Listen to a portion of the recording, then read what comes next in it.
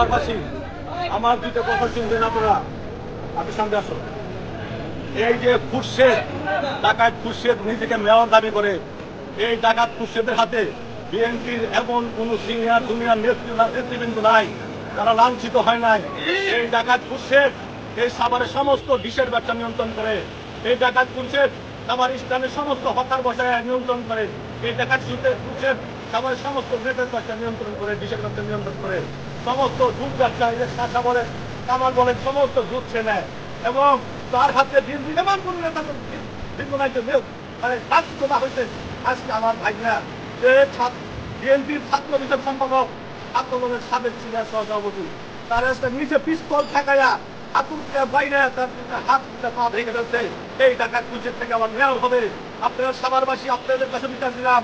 আপনারা ডাকাত খুরশেদ সম্বন্ধে জানেন, সে আমাকে মৃত্যুর হুমকি দিছে। আমি মৃত্যুকে পরোয়া করি না। প্রিয় সাভারবাসী, এখনো জেগে উঠুন, এই ডাকাত খুরশেদের বিরুদ্ধে জেগে উঠুন। আমি বিএনপির হাইকমান্ডকে বলবো, এই ডাকাত খুরশেদকে বহিষ্কার না করলে সাভারের বিএনপি শান্তি পাবে না।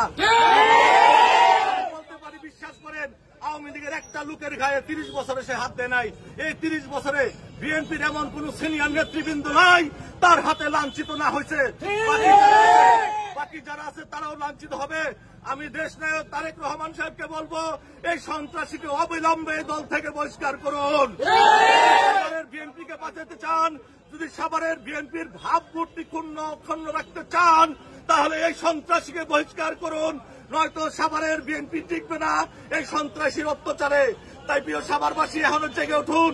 এই খুরশেদের হাতে, খুরশেদের বাবা মার খেয়েছে, খুরশেদের মা মার খেয়েছে, খুরশেদের ভাই বোন এমন কেউ নাই মার খেয়েছে।